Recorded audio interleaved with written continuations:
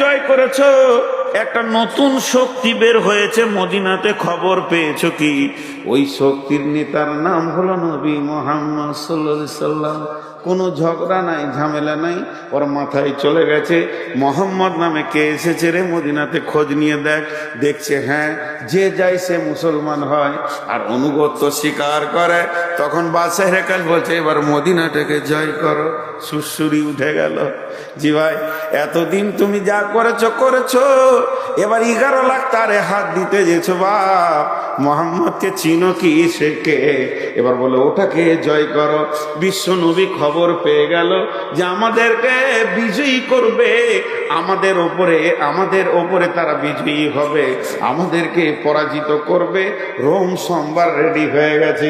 আল্লাহ কোরআনে সূরা রোম দিয়ে দিয়েছেন। বিশ্ব নবী সৈন্যদেরকে বললেন, ও আল্লাহর গোলামের দল, ও আল্লাহর গোলামের দল, আলী রে, ওসমান রে, রে আবু বকর, কে আছো? উমার, এ খালিদ বিন ওলীদ, এবার তোমরা রেডি হও। কতজন সৈন্য বিশ্ব নবী নিলেন সঙ্গে মোতার প্রান্তে যাওয়ার জন্য? 30,000 সৈন্য।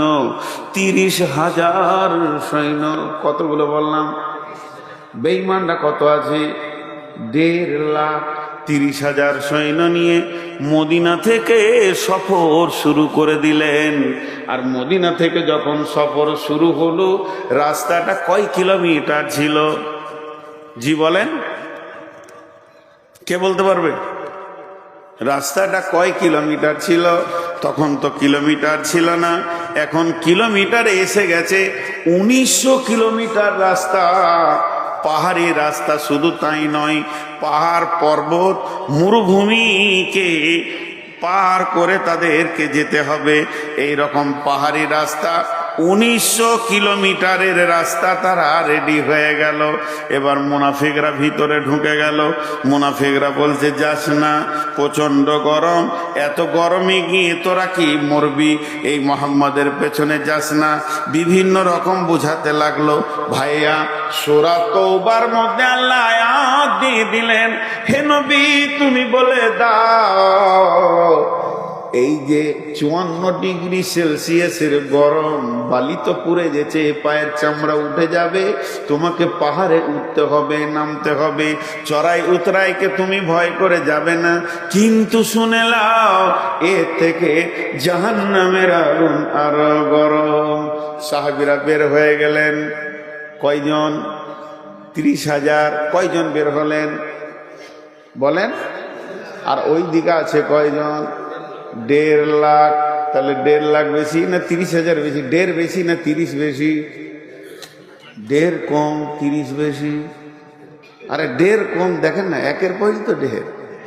1.5 লাখ সৈন্য নিয়ে ময়দানে যখন হাজির, বিশ্ব নবী একবার আল্লাহর মুজাহিদদের দিকে এরকম করে নজর ফিরিয়ে দেখলেন, সৈন্য যেন সব রেডি হয়ে আছে। তারপরও বিশ্ব নবীর মুখটা বড় ভারাক্রান্ত হয়ে গেছিল যে আমার আল্লাহর গোলামেরা, আল্লাহর মুজাহিদেরা আজকে কি ইসলামের পতাকা তুলবে, না ইসলাম আজকে মিটে যাবে? এই কথা বললেন। মনে মনে ভাবছেন, আল্লাহর কাছে হাত দুটি তুলে দিয়ে বললেন, রব্বানা, হে আমাদের রব, উনসুরনা, তুমি আমাদেরকে সাহায্য করো, আলাল কওমিল কাফিরিন। চেহারাটা একটু ছাপ করেছে, চিন্তা ছাপ। হযরত উমর কে বলছেন, ইয়া রাসূলুল্লাহ, ইয়া হাবিবাল্লাহ, আপনি কি কোনো টেনশন করছেন নাকি? হযরত উমরকে বিশ্বনবী বলে ফেলেন, উমর রে, আজকে তোমার কি মনে হয়? হযরত উমর বলেন, ইয়া রাসূলুল্লাহ, বিজয়ী তুলব ইনশাআল্লাহ, ইসলামের পতাকা রোমের মাটিতে গেড়ে দিয়ে চলে যাব, রোম আজকে আমাদের হাতে আসবে। হযরত উমরের কথাটা শুনে বিশ্বনবী বললেন, উমর রে, ছাগলের সঙ্গে বাঘের যুদ্ধ হচ্ছে। 30টা তোমরা দাঁড়িয়ে আছো, 30,000, ওরা দাঁড়িয়ে আছে 1.5 লক্ষ। বিশ্বনবীকে তখন আনন্দ দেওয়ার জন্য উমর বলছেন, ইয়া রাসূলুল্লাহ, 30,000 সৈন্যকে আপনি রেস্ট করতে বলেন ওদেরকে তাঁবুতে, আমাকে একাই ছেড়ে দেন, 1.5 লাখে ঘর পাঠিয়ে দিচ্ছি। নবীজি বললেন, ওমর রে, এত সাহস তুমি কিলে কেমন করে পেলে? হযরত ওমর উত্তর দিলেন, ইয়া রাসূলুল্লাহ, আপনি বলেছেন যার দিলে আল্লাহ আছে তার দিলটা হলো জীবিত, আর যার দিলে আল্লাহ নাই সে হলো মুর্দা। আমি উমার একাই জীবিত, 1.5 লক্ষ মুর্দা দাঁড়িয়ে আছে আমাদের সামনে। একটা বাঘের মতো হুঙ্কার মারবো, ময়দান ছেড়ে দিয়ে এক বাঘ 1.5 লক্ষ ভেড়ার জন্য যথেষ্ট, ময়দান ছেড়ে দিয়ে চলে যাবে। যখন তুমুল যুদ্ধ মহড়া শুরু হয়ে গেল, বন্ধুরে, আল্লাহ কোরআনে দিলেন গুলিবাতির রোম, 30,000 সৈন্য বিশাল রোম সাম্রাজ্যকে দখল করলেন। শুধু দখল করেনি, তাদের সিংহাসন পর্যন্ত পৌঁছে গেলেন।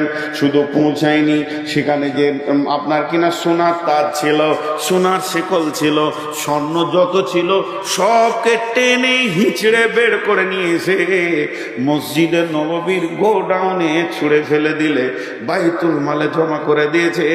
এর নাম হলো আমরা সেই সে জাতি, আমরা সেই সে জাতি। কিন্তু আজকে আমরা কি, আজকে আমরা, জি ভাই শুনেন, আজকে আমাদের অবস্থাটা কোন জায়গায় পৌঁছে গেছে? খোদায় পাইয়া, আল্লাহ রে পাইয়া, বিশ্ব বিজয়ী একদিন ছিল যারা, আল্লাহকে হারিয়ে ভীত পরাজিত আজ দুনিয়ায় তারা। আল্লাহর সঙ্গে যুক্ত সদাই ছিল যাহাদের মন, দুঃখে রোগে শোকে অটল ছিল যাহারা সর্বক্ষণ। এসে শয়তান ভোগ বিলাসে, ভাষাটা শোনেন কবি নজরুলের, এসে শয়তান ভোগ বিলাসের কারিয়ানি আছে ইমান তাদের, আল্লাহকে হারায় মুসলিম আজ হয়েছে সর্বহারা। আজকে আমরা শেষ হয়ে গেছি। তাদের সঙ্গে কে ছিল না? আল্লাহ। আমাদের সঙ্গে আল্লাহ নাই, আমাদের সঙ্গে আল্লাহ নাই, আমাদের সঙ্গে আল্লাহ নাই, শেষ হয়ে গেছে। আল্লাহর সাথে সম্পর্ক অনেক আগে কেটেছে। আল্লাহকে সাক্ষী রেখে একটা কথা বলছি, আজকে পবিত্র মজলিসে বসে আছেন, একটু বেঈমানি কথা বলবেন না আপনারাও, আমিও বলবো না। আজকে আমার আল্লাহ আমাকে তৌফিক দিয়েছেন, এশার নামাজ 2 রাকাত রাস্তায় সফরের পড়েছি। আমি এশার নামাজ 2 রাকাত পড়েছি তাই হাত তুললাম। আপনারা এশার নামাজ পড়ে কে কে বসেছেন? হাত তুলেন। আর বাকি কটা? মার কি সাদে পড়ছে গো?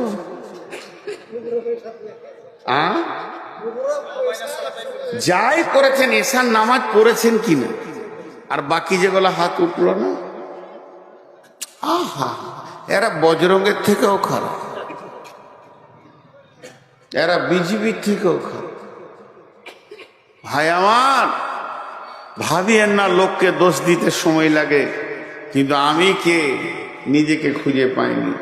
চলেন, সেই রোম সম্রাট চলে আসলো জেরুজালেম।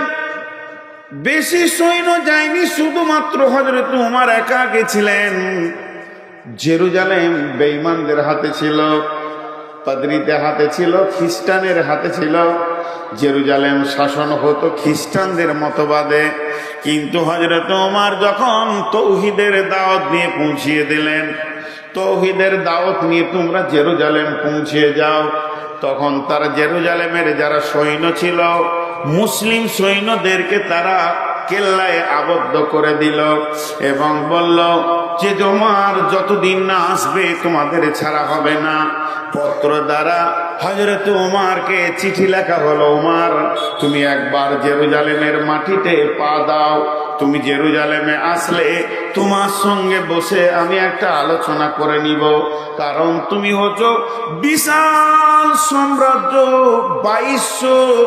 2200 বর্গ কিলোমিটার মানে অধিপতি, কিংবা 18 লক্ষ বর্গ কিলোমিটারের অধিপতি জেরুজালেম। আমি তো একটা ছোট দেশ নিয়ে বাস করছি। হযরত উমর যখনই চিঠিটা পেয়ে গেলেন, সঙ্গে সঙ্গে তিনি আসলামাকে ডাকলেন। আসলামা ছিলেন তার রাজ ভান্ডার থেকে দেওয়া একটা খাদিম। তিনি হচ্ছেন মুসলিম জাহানের খলিফা, তিনি হচ্ছেন দ্বিতীয় খলিফা। বিশ্ব নবী পৃথিবী থেকে চলে গেছেন, হযরত আবু বকর চলে গেছেন, এরপরে উমরের জামানা চলে এসেছে, হযরত উমর সেখানে রয়েছেন। এমন সময় আসলামা একটা উটকে রেডি করে নিয়ে এসে বললেন, হুজুর চলেন, এখন যেতে হবে জেরুজালেম।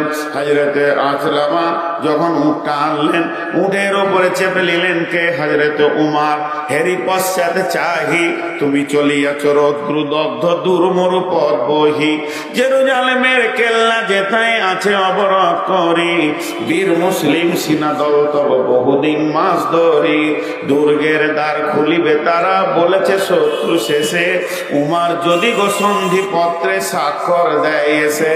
হায় রে আদেক ধারার মালিক আমিরুল মুমিনিন, শুনেছে খবর একাএকি উঠে চলেছে বিরামহীন, সাহারা পাড়াইয়ে ঝুলিতে দুখানা শুকনো খুব জরুরি, একটি মশকে এতটুকু পানি খোরমা 2-3 মুঠি, প্রহরী বিহীন সম্রাট চলে একা উঠে চোরি, চলেছে মাত্র একটি গোলাম উটের রশি ধরি, মরুর ঊর্ধ্ব আকাশে সূর্য আগুন বৃষ্টি করে, সেই সে আগুন তাতে কই সম ফুটে বালুকার মরু পরে, কিছু দূর যেতে উঠ হতে নামি কহিল গোলামের ভাই, পেরেশান বড় হইয়াছ চলিয়া, এইবার আমি যাই। উটের রশি ধরিয়া অগ্রে উঠে বসো উঠে, তপ্ত বালুতে চলে যে চরণে রক্ত উঠেছে ফুটে, গোলাম 2 হাত ধরে চুমি কাঁদিয়া কহিল উমর, এখনে আদেশ করেন কেমনে আপনি, গোলাম রহিবে উটের পিঠে আরাম করিয়া বসি, আর হেঁটে যাবে খলিফা উমর ধরিয়া উটের রশি। খলিফা হাসিয়া বলে, তুমি জিতে গিয়ে বড় হতে চাও ভাই রে, এমনই চলে রোজ কিয়ামতে আল্লাহ যেদিন বলিবে উমর রে, করিনি খলিফা মুসলিম জাহানের তারে সুখ করে তোরে, কি জবাব দিব কি করিয়া মুখ দেখাবো রসুলের ভাই, আমি তোমাদের প্রতিনিধি মাত্র, মোর অধিকার নাই, আরামে সুখের মানুষ হইয়া মানুষের নিতে সেবা, ইসলাম বলে সকলে সমান, কে বড় ক্ষুদ্র কে বা, উমর চড়িল গোলাম চড়িল উটের পিঠে, উমর ধরিল রশি, মানুষের স্বর্গে তুলিয়া ধরিয়া ধুলাই নামিল শশী। এই অবস্থায় যখন যাচ্ছে, খলিফা উটের রশি ধরে আছে, গোলাম উটের ওপরে চেপে আছে। এখন জেরুজালেমের কোম্পানি মেজর জেনে নিয়েছে, চলো চলো চলো বর্ডারে যায়, বিশ্ব একটা বিরাট বড় দেশের মালিক আমাদের দেশে আসছে, তাকে সুস্বাগতম দিব, স্যালুট জানাবো। কোম্পানি মেজর সৈন্য নিয়ে গিয়ে বর্ডারে অপেক্ষা করছে, দেখছে বহু দূরে একটা উট, তার সামনে কোনো আর প্রহরী নাই, কোনো সিকিউরিটি নাই, কোনো গার্ড নাই, কোনো বন্দুকওয়ালা কিছুই নাই, তিনি একাই আসছেন। 18 লক্ষ 22 লক্ষ বর্গ মাইলের যিনি শাসনকর্তা, শুধুমাত্র একটা উট, আর উটের লাগাম ধরে একজন হাঁটছে। আস্তে আস্তে যখন কাছে পৌঁছালো, জর্ডান নদী পার হবে, বর্ডার পার হবে, কোম্পানি একটা জোরে স্যালুট মারলো। মেজর স্যালুট মারার পর বলছেন, আদব নেবেন জাহাপনা, আমাদের দেশে আসার জন্য আমরা অনেক আনন্দিত হয়েছি, আপনাকে সুস্বাগতম দিচ্ছি আমাদের দেশে। এমন সময় অঝোর নয়নে কাঁদতে শুরু করেছে আসলামা, উটের পিঠে কাঁদছে আর বলছে, আমাকে কেউ স্যালুট দিয়েন না, আমি তো উমর নয়, আপনাদের চিনতে ভুল হয়ে গেছে, আমি হলাম উমরের খাদিম, উমরের গোলাম, যিনি উমর তিনি উটের লাগাম ধরে হাঁটছি, ওনার হুকুম তাই আমি উটের ওপরে বসে আছি, ওনার হুকুম না হলে আমি নেমে যেতাম, অতএব যিনি লাগাম ধরে হাঁটছেন ইনি হলেন 18 লক্ষ বর্গ মাইলের বাদশা। কোম্পানি মেজর অবাক, হায় আল্লাহ, আমরা এতদিন রাজা দেখেছি, বাদশা দেখেছি, মন্ত্রী দেখেছি, পূর্ণাঙ্গ মানুষ এখনো দেখিনি। হযরত ওমরকে বলছে তুমি কত দামি মানুষ, এত দামি মানুষ কোনোদিন দেখিনি। তারপরে গেল গির্জা ঘরে, বিশাল গির্জা, খ্রিস্টানদের গির্জা ঘরে তাকে স্বাগতম জানানো হলো। ওমর গির্জা ঘরে উঠলেন, পোপের সঙ্গে কথা বলছেন। গির্জার যে মেন পোপ, সেই হচ্ছে দেশের শাসক। কথা বলতে বলতে হঠাৎ ওমর পোপকে বলছেন, ছোট হয়ে আদবের সঙ্গে বলছেন, হযরত ভাই আমার, একটু আমাকে ছেড়ে দেন, আমি 2 রাকাত নামাজ পড়ে আসি। গির্জার পোপ তখন অবাক, এত বড় মানুষ, এত বড় দাপটওয়ালা মানুষ আমার কাছে ছুটি চাইছে, কেমন কথা! তার দিলটা গলে গেল। তখন তিনি বললেন, আমাদের এই আঙিনায় গির্জায় পড়িলে নামাজ হবে নাকি কবুল আল্লাহর দরবারে? একবার আপনি এখানে নামাজটা পড়ে নেন। তখন হযরত ওমর উদাহরণ বুঝালেন, ভাইয়া শুনেলেন, আমার সৈন্য বড়, দেশ বড়, ক্ষমতা বেশি।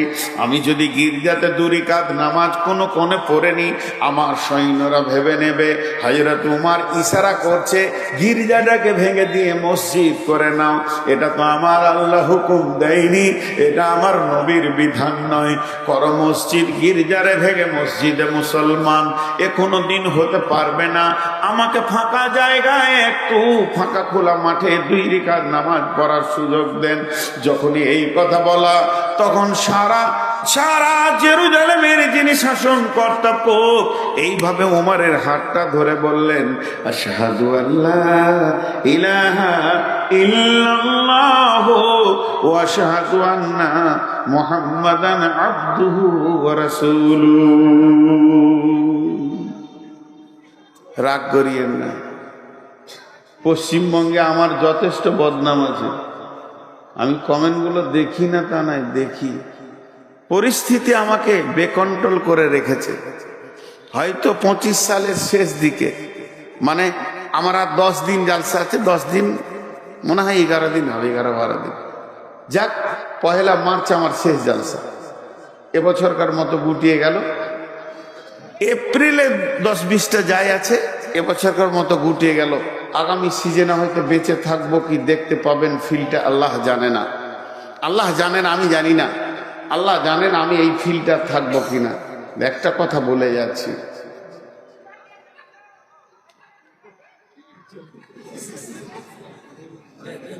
পানি খাই, হ্যাঁ,